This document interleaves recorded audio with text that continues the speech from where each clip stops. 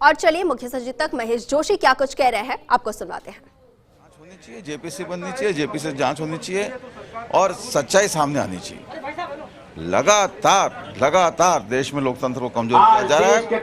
लोकतांत्रिक तरीके से चुनी सरकारों को गिराने की कोशिश हो रही है, लोकतांत्रिक संस्थाओं को कमजोर करने की कोशिश की जा रही है। यहाँ तक कि मीडिया को भी डराने धमकाने की कोशिश की जा रही है। मीडिया हाउसेज पे आयकर के छापे बढ़वाए जा रहे हैं, ईडी से डराया जा रहा है। कुल मिलाकर देश में लोकतंत्र को खत्म करने की साजिश है। कांग्रेस इसका विरोध करती है और कांग्रेस मांग करती है कि इन सारी बातों की जेपीसी से जांच होनी चाहिए। लोकेश शर्मा जो सीएम के ओएसडी है, लोकेश शर्मा सीएम के ओएसडी को दिल्ली पुलिस का जो आया है नोटिस, आपको भी मिला था दिल्ली पुलिस का? देखिए, मुझे जो नोटिस मिला था मैंने उसका जवाब दिया कि उनको मुझे बुलाने का अधिकार नहीं है। अब फिर एक नई बात उन्होंने करी है, हाई कोर्ट की रोक के बावजूद बुलाया है, उसका कानूनी पहलू दिखवा रहे हैं। जो भी कानून सम्मत कार्रवाई होगी कार्रवाई करेंगे। हमारे साथ डॉक्टर रघु शर्मा है, हम उनसे बात करेंगे। आज राहुल गांधी ने दिल्ली में प्रदर्शन किया है। राहुल गांधी ने दिल्ली में इसी मुद्दे पर प्रदर्शन किया। राजस्थान में कांग्रेस का प्रदर्शन है। ये लोकतंत्र में जिस तरह लोकतंत्र की हत्या की जा रही है भारतीय जनता पार्टी की सरकार के द्वारा, और जिस तरह की जासूसी करवाई जा रही है, सारे जो बातचीत का ब्यौरा है उसको ये अपने सुन रहे हैं लोग। क्या पारदर्शिता है, क्या सुरक्षा है, एक भय का वातावरण पूरे देश में इस घटना का जब उजागर हुई है, भय का वातावरण व्याप्त हुआ। देश में लोकतंत्र है कि नहीं है, आज उस पर सवालिया निशान लग गया। जब इतने बड़े लोगों के टेलीफोन ये टेप कर सकते हैं, उनको सुन सकते हैं, तो फिर कौन सुरक्षित है देश के अंदर? और फिर जांच कराने की जब मांग उठ रही है तो पीछे क्यों हट रहे हैं?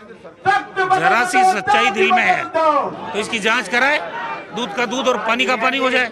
अगर जिम्मेदारी है कि आपने ये किया है तो फिर आपको सत्ता में बना रहने का कोई अधिकार नहीं है। रघु जी, बड़ा सवाल है, राजस्थान में भी दिल्ली की क्राइम ब्रांच नोटिस भेज रही है, राजस्थान के अंदर भी, तो क्या आप इस पूरे मामले को किस तरह से देखते हैं? ये तो चुन के टारगेट कर रहे हैं। आज सीबीआई हो, ईडी हो, इनकम टैक्स हो, ये तो टारगेटेड रूप में काम हो रहा है कि जो आपके राजनीतिक विरोधी हैं उनको आप निशाना बनाइए, भले ही वहाँ कुछ नहीं मिले, लेकिन ये टारगेटेड रूप में राजनीतिक दुश्मनी ये ले रहे हैं बदला। और दूसरी बात, फोन टेप कर रहे हैं।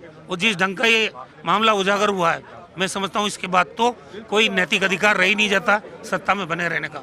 या तो ये पूरा मामला इसका खुलासा हो देश के अंदर, और जो जिम्मेदारी तय हो कि कौन ये इस तरह की घटनाओं को अंजाम दे रहा है, पीछे क्यों हट रही है, क्या छुपाना चाहती देश की सरकार। सच्चाई सामने आनी चाहिए देश की जनता से। प्रताप सिंह जी भी हमारे साथ है। प्रताप जी, आपका खुद का विधानसभा क्षेत्र है, राजभवन का घेराव आज करने वाले हैं आप।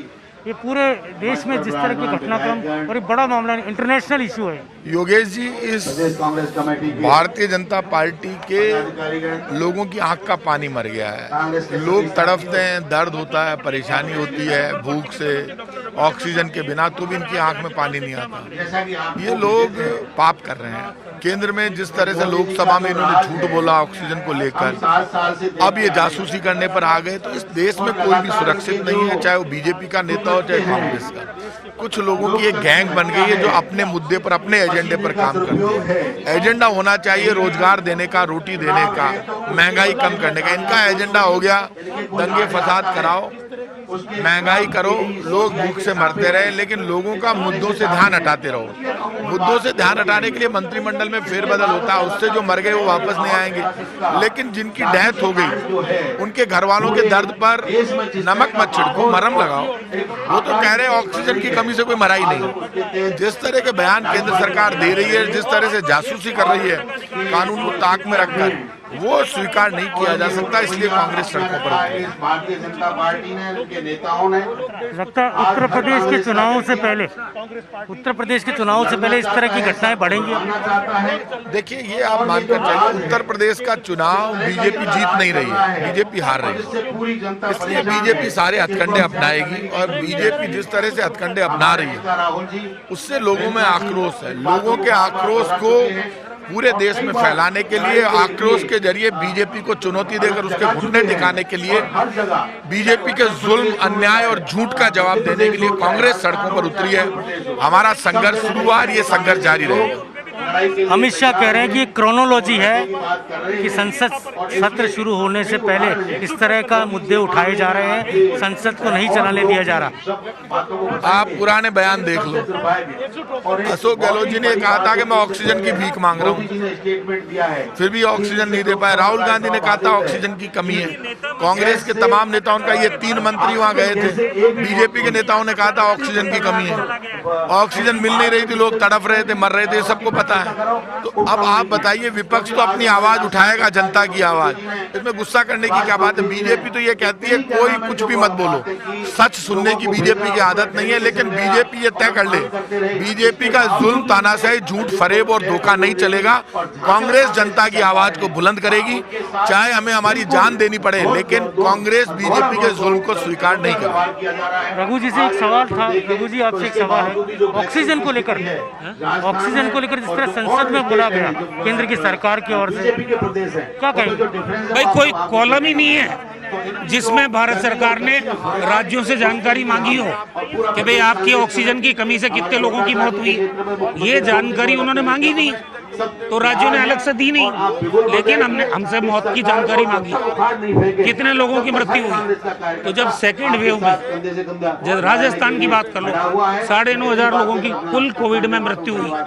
अकेले अप्रैल और मई, 1.5 महीने के अंदर अंदर 6,000 से ज्यादा लोगों की मौत हुई है। तो ये कोविड में, कोरोना में सबसे ज्यादा जरूरत अगर किसी चीज की है, ऑक्सीजन की है। हमारे मुख्यमंत्री ने 3 मंत्रियों को दिल्ली भेजा, मैं भी था उसमें। कारण क्या था? ऑक्सीजन की किल्लत। जितने मरीज, 2 लाख से ज्यादा एक्टिव केस राजस्थान में, और हमारे पास ऑक्सीजन नहीं है। 50 चिट्ठियां लिखी होगी, मुख्यमंत्री जी ने लिखी, मैंने लिखी, चीफ सेक्रेटरी ने लिखी, हमारा जो शासन सचिव है उन्होंने लिखी, मेरे पास पड़ी वो चिट्ठियां।